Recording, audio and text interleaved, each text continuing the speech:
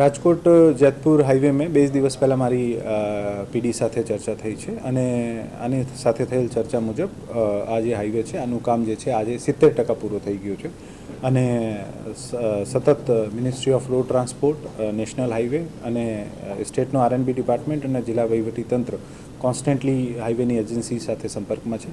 અમે પ્રયત્ન કરીએ છીએ કે મોન્સૂન પહેલાં વધારાના જે 2-3 બ્રિજ છે આ પણ ચાલુ થાય અને જે છે કે કામમાં ઝડપ આવે. છેલ્લા 6-8 મહિનામાં આ કામમાં ખૂબ સારી ઝડપ આવી છે અને આના કારણે જ હું કહી શકું કે લગભગ 32% વર્ક જે છે આ છેલ્લા 8-10 મહિનામાં થયું છે. જ્યારે મેં જોઈન કર્યું હતું ત્યારે આ 39% હતો, અત્યારે આપણે 70% સુધી પહોંચી ગયા. 36% હતો ત્યારે 70% સુધી પહોંચી ગયા છે અને અમે પ્રયત્ન કરીએ છીએ કે મોન્સૂન પહેલાં જે 2-3 રિમેનિંગ બ્રિજ છે આ ચાલુ થઈ જાય, જેથી ઓછામાં ઓછા ડાયવર્ઝન હોય અને જે એક અમદાવાદ રાજકોટ સિટીથી નીકળતા જે 1-2 બ્રિજ છે આ આમ પણ હાઈરેજ બ્રિજ છે ને ત્યાં ટ્રાફિકનો એટલો પ્રશ્ન નથી.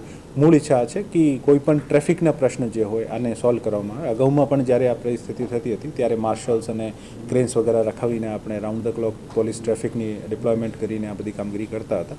પ્રયત્ન કરીશું કે ઓછામાં ઓછી અવગત થાય ને કામ ઝડપથી પૂરું થાય.